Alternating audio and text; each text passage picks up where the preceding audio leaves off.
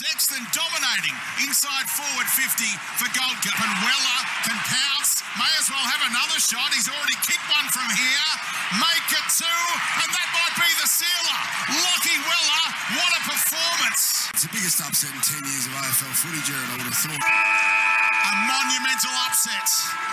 The Gold Coast Suns beat the Sydney Swans for the first time in their history. Mate, I'm speechless. We've never beat the Swannies. I'm so proud of you boys, no matter what happens in the second half. I really want to win, not for me, for these young boys. They're putting in so much work during the week, and I know it's hard for them to believe when there's no results, and I know this is going to be huge. We are the Sons of the Gold Coast Suns!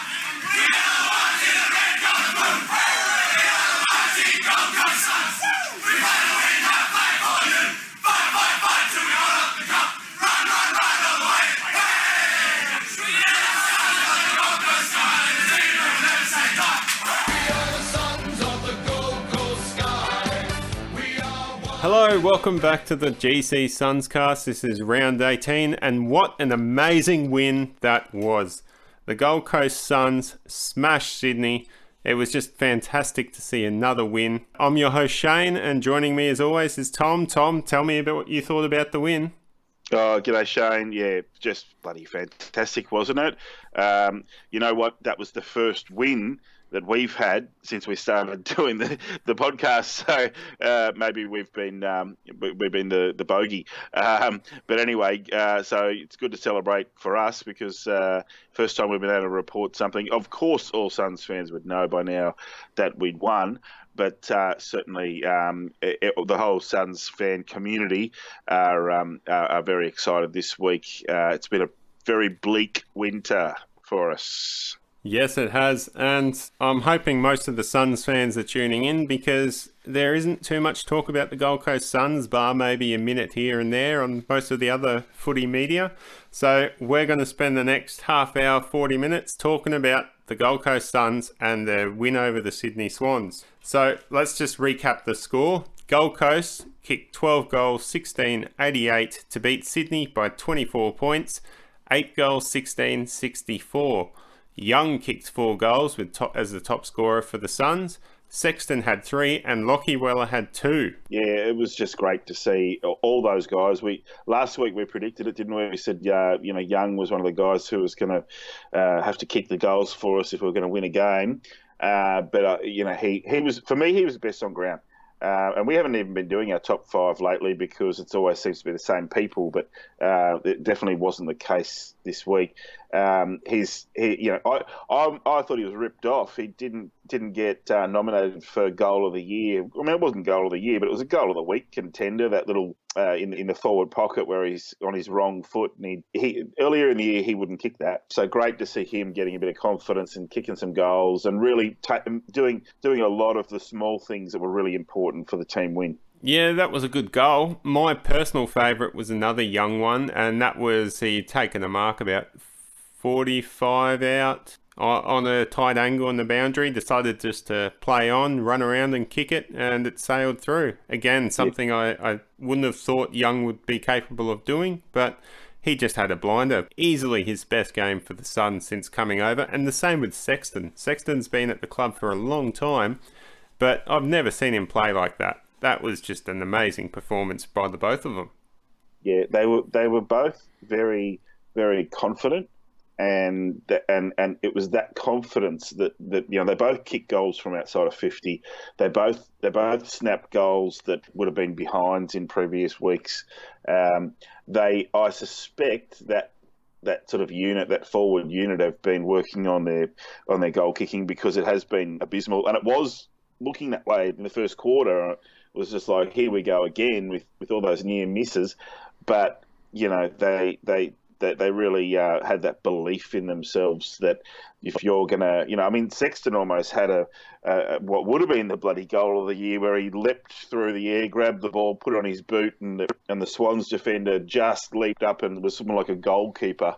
And it was going to be, just one of those snaps from nowhere. But anyway, he got 3 goals, which is better than last week, 1 goal, 4.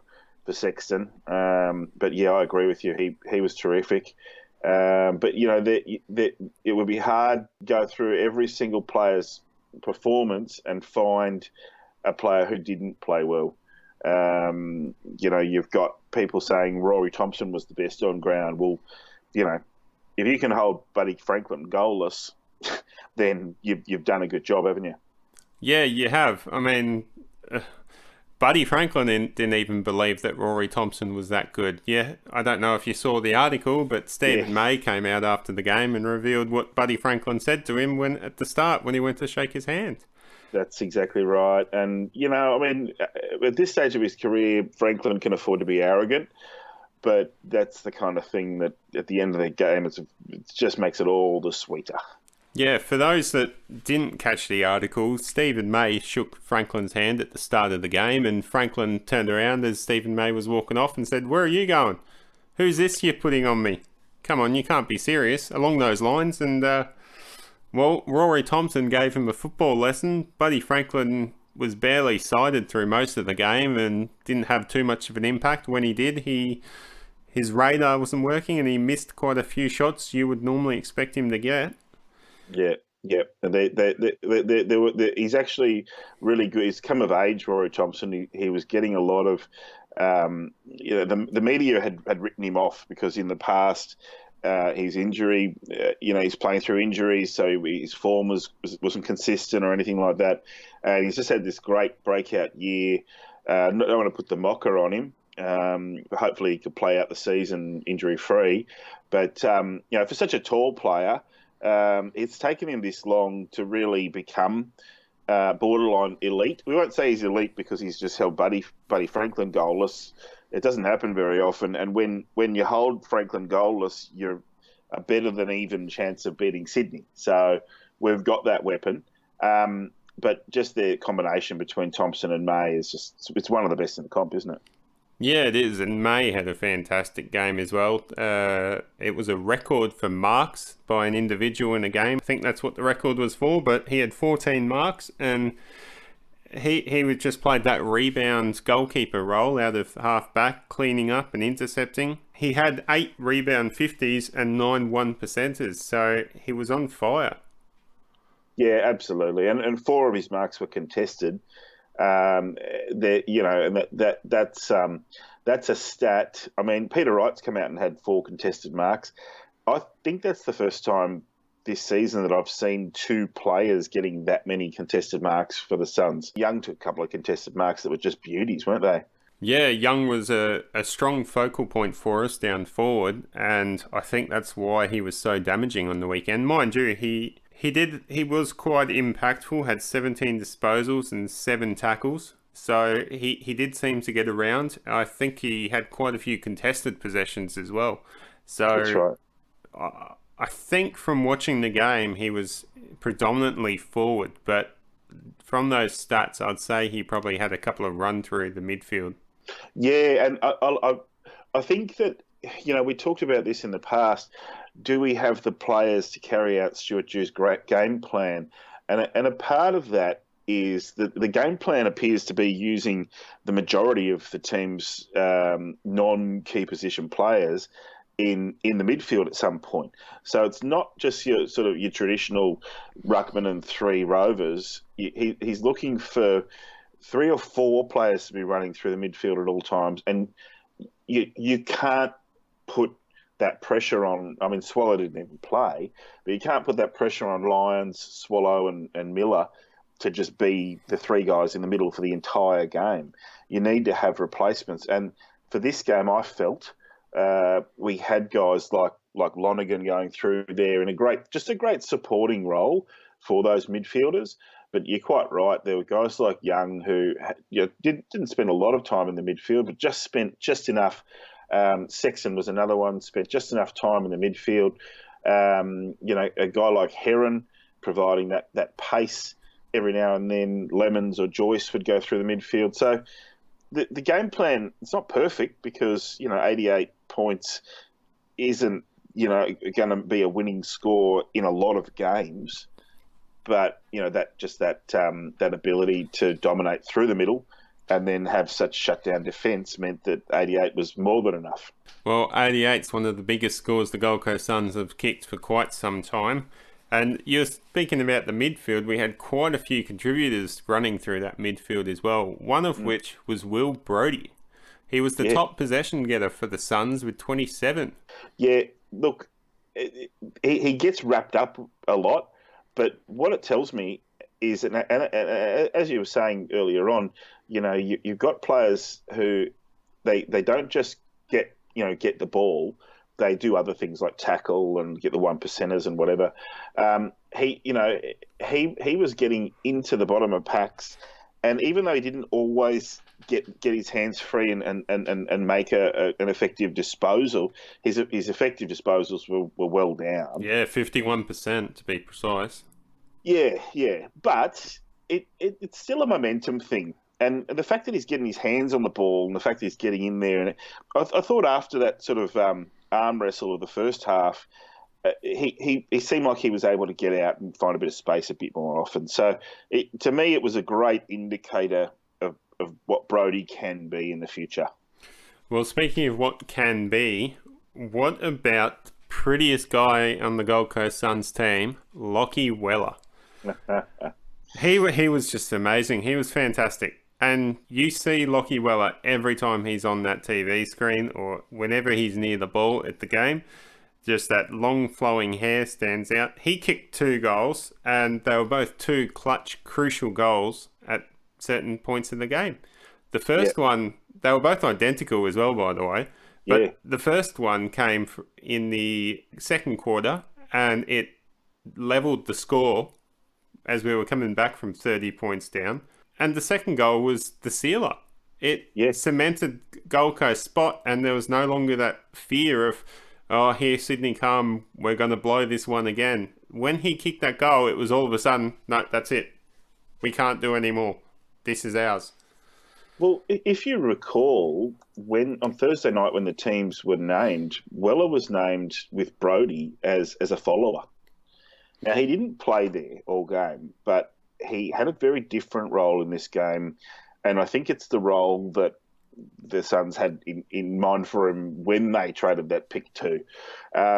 It's more of a, he did sort of play off the back line for a bit, and he played down the wing, but when he did go into the midfield, he offered that kind of thing.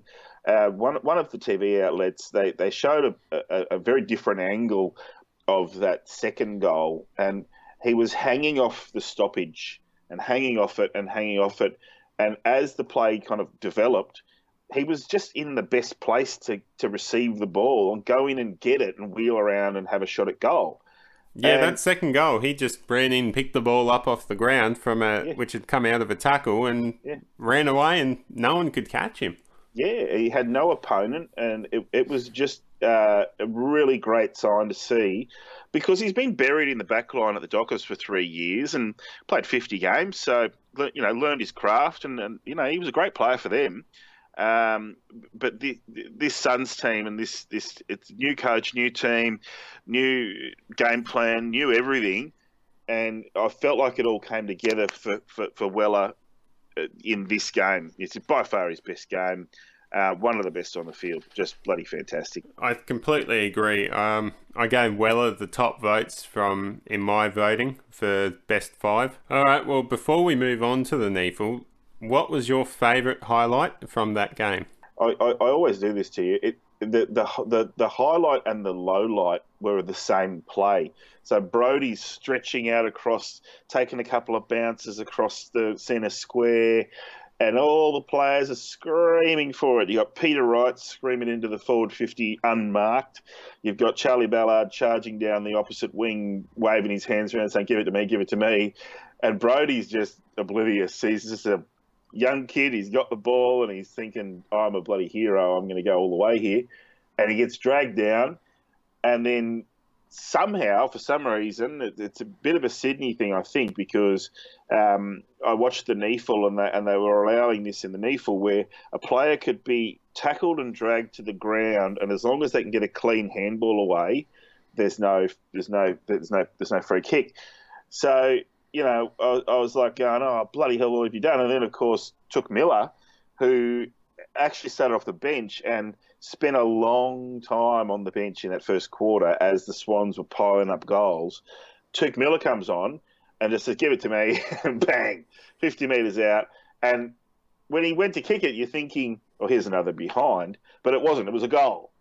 And that was the difference this week to previous weeks where we've kicked a lot of long behinds.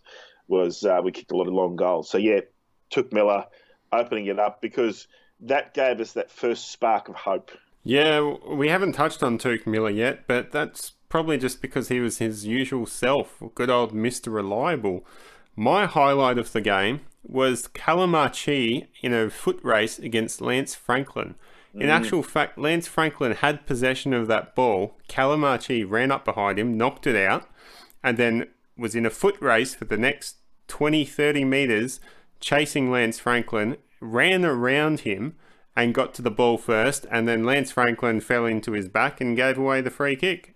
It was just pure desperation and just really embodied what the Suns were all about in this game. It was absolutely fantastic. I even felt that by Archie kind of purposely overran the ball so that he would get a push in the back. You know what I mean? Because if he took possession, Buddy was going to smash him into the ground.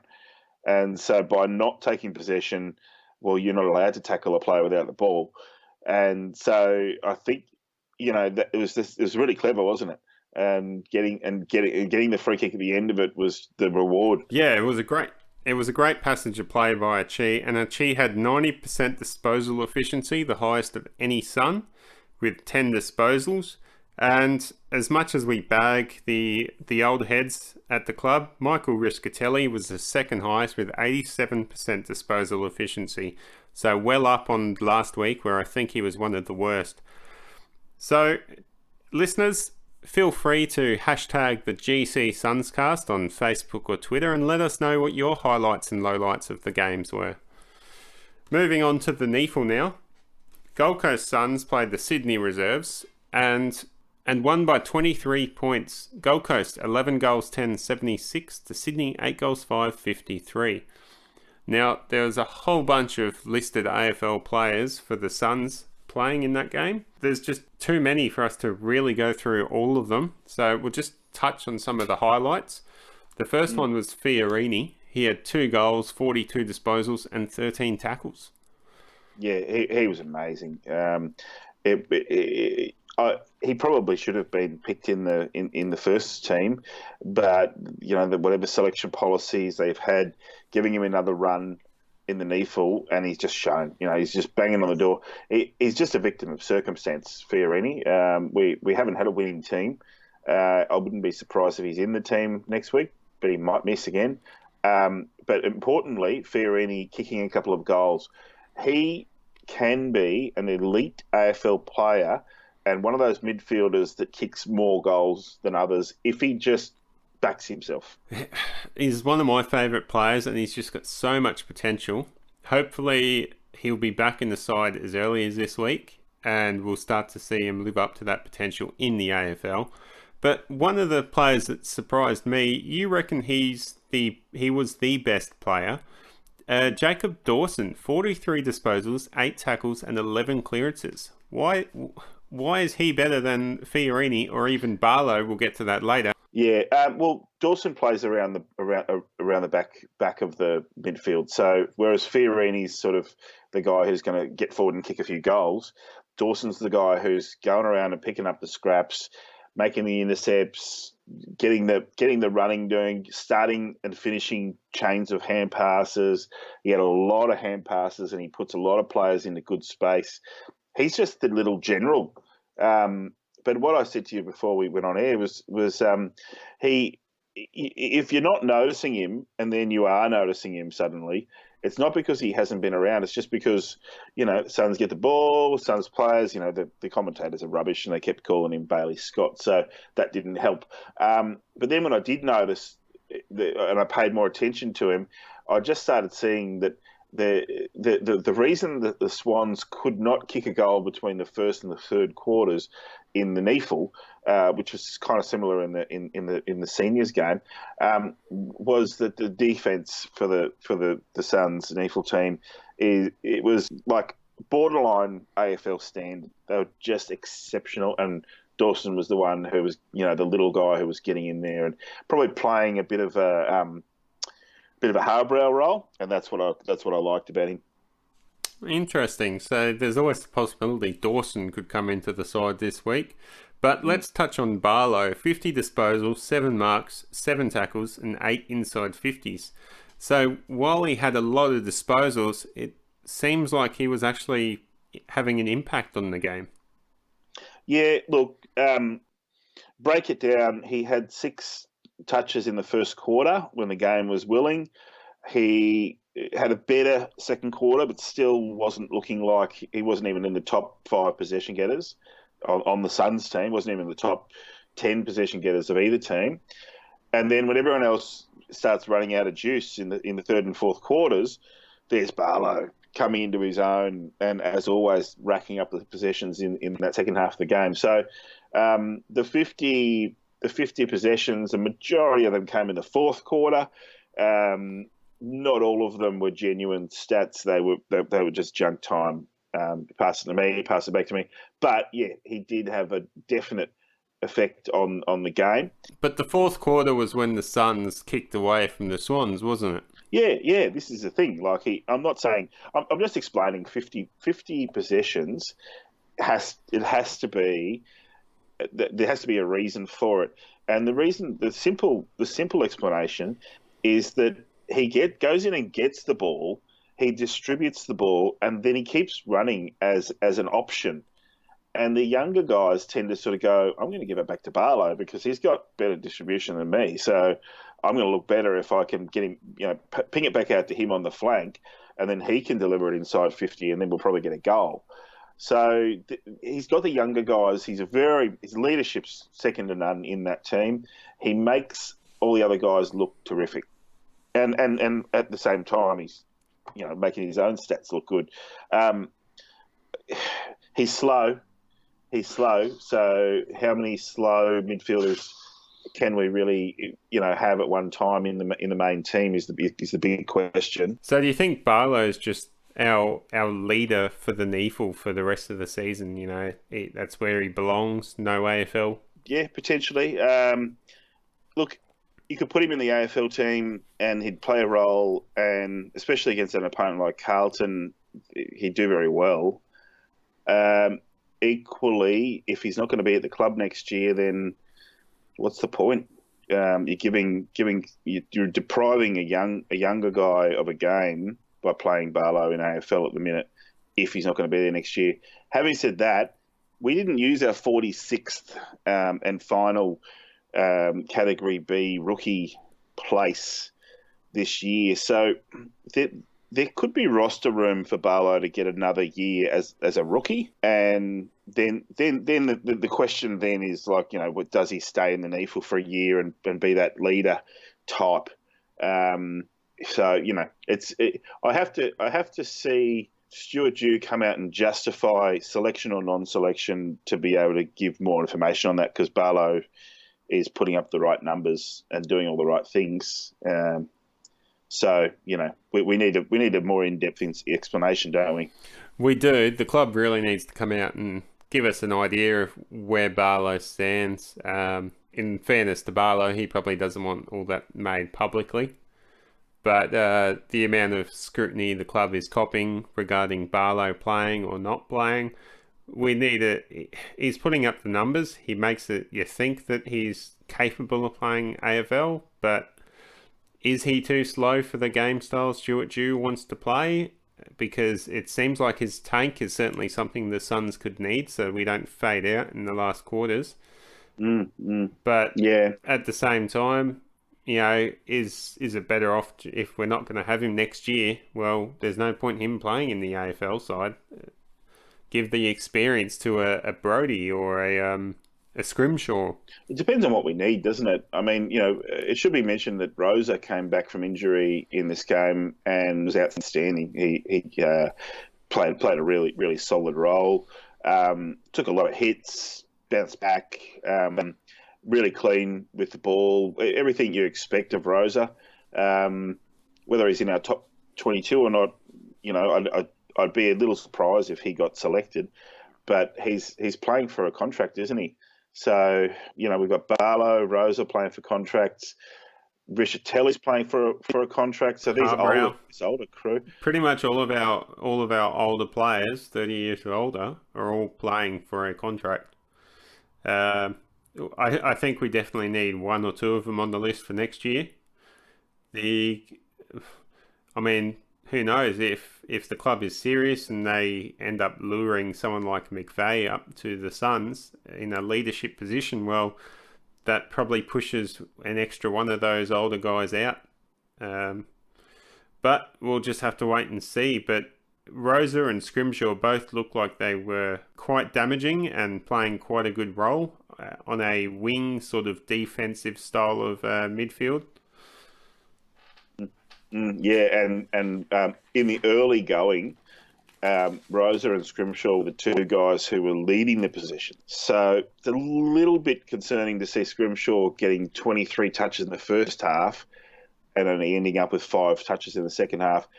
But it kind of reflects the way the game went. And Rosa had a drop off, but not as drastic. So Rosa and Scrimshaw in the first half kept the Suns in it and really rebounded from defence. But I have to say that the whole defence was outstanding. Like Spencer, Leslie, they were amazing. You've got a couple of guys in that defence, like Bailey Scott sort of usually starts his games off on the halfback flank. You've got a near AFL level defence, so they did really well. When you say we had a lot of AFL listed players, we did have 2 late omissions, and that was Hanley and Ainsworth. Apparently they were sick, which is bad luck coming back from injury. So this week's NEFL team will be even stronger, because you've got 2 healthy guys coming back and potentially only 1 injury in the senior side. Yeah, well, let's move on to the injuries. The big injury is Crossley. He suffered a fractured cheekbone and is ruled out for the next 2 to 3 weeks. So watching that game, I do remember them testing him for a fractured cheekbone, and it looked like the doctors were almost creating the fracture themselves, the amount of pressure they were putting onto his face. I know. I had tears in my eyes just thinking how much that would hurt whether you've got a fracture or not. But he played through it. Yeah, great courage. And, there's footage of Crossley in that last quarter diving headfirst over the ball, and I think he copped another knee to the head as well. So I don't know if that was the same side of the face as the fracture, but either way, it still would have hurt. So he's a tough cookie, that Crossley. The other injury is Jack Martin, who was withdrawn from the game, or wasn't even named, to be more precise. I think he had an injury in like that sort of Thursday practice session where they finalised the team. So he was in the team on paper, and then they had to replace him at the last minute before the teams were announced to the public. So he's out for 4 to 5 weeks with a calf. So that could be the end of his season. Who else have we got in the injury report? Because a lot of guys are now done for the year, aren't they? Yeah, well, we've got Day, we've got Lynch, Aaron Hall, a few others, Wig, all out for the season. I think Jask is in that list as well. And then you've got blokes like Nichols and McPherson who are out for the next 4 to 5 weeks. So that's pretty much the season as well. We've got Holman listed as a test. He hurt his shoulder during the game. He should hopefully get up. The club's confident he'll get up in time to face his old club, Carlton. So with that, let's move on to talk about the Carlton game and the Suns potentially getting a second win, or a second consecutive win, I should say. Yeah, and we did that last year against Hawthorn. We don't do it nearly often enough. If you can beat a team the first time around, there's no reason why you can't beat them the second time. I think we will absolutely destroy Carlton this week. It's at Metricon. We have just come off the best win of the club's history. We have 34 fit blokes to pick from, and they've all, I wouldn't have thought Ainsworth or Hanley will come straight back into the team. So let's call it 32 guys who played on the weekend and will be, they'll all be on the table. Well, I think the only danger is our blokes drinking their bathwater, because we should roll over Carlton. They've lost the last, I think, 3 or 4 games by an average of about 60 points. They've got Cruiser and Thomas, 2 of their better players, listed as a test, so there's no guarantee they'll come back this week. And they've lost their key defender, Liam Jones, for the season, as well as another young bloke called Zach Fisher. They're down and out, Carlton. And Gold Coast, well, like you said, we've just had our best win in the history, I would dare say. And the boys just seemed pumped. You listen to the montage I put at the start of the Sunscast this week, and there's an interview with Stephen May, and just the leadership he shows, the passion he has. These boys should be up and about and pumped after last weekend. Yeah, absolutely. They will be. And, I mean, a young team, yes, they can get ahead of themselves. I love your analogy there. But after so many losses in a row, and then knowing how important it's going to be, I think from what I read, the boys got together at Lockie Weller's house first thing Sunday morning, and they didn't get back from Sydney until late at night. It was 8:30 at night. They rocked up at the Coolangatta airport. There was quite a few Suns supporters, from what I've heard, that rocked up at the airport to support them and show their love.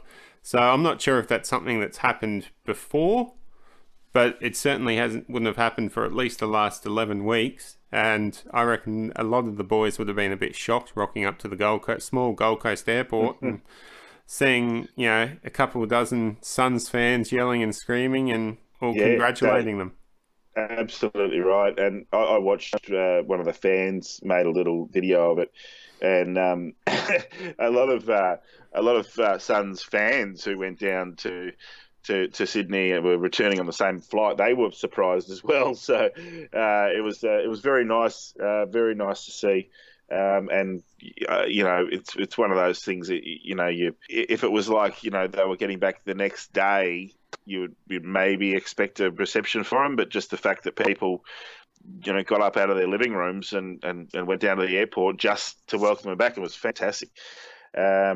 Moving on, this Carlton team is hot garbage. They have some very, very talented players, and then there's this massive drop off. The 2 injuries that they've had. Zach Fisher won't be difficult to replace, but they're just going to be replacing him with someone just like him, maybe like Garlett or something like that. And Liam Jones, they're going to replace him with Sam Rowe, who he replaced in the first place. So they're not going to be any worse or any better or anything like that. There's just no way this Carlton team is going to win another game this year. And the one game they did get themselves up to win was against the Bombers, and that's a very old rivalry. Potentially, you could say it has less. Carlton v Essendon game has less to do with the cattle on the park and more to do with the people in the stands, and players can really get a lift out of that. I can't see this Carlton team coming to the Gold Coast with any confidence whatsoever that they have a winning performance in them, especially with the Suns players just so buoyant. Yeah, so another reason the Suns players are going to be up and about this week for this game against Carlton is it's Jared Harbrow's 150th game for the Suns. It's the first Suns player to ever reach that milestone, so it's a big occasion.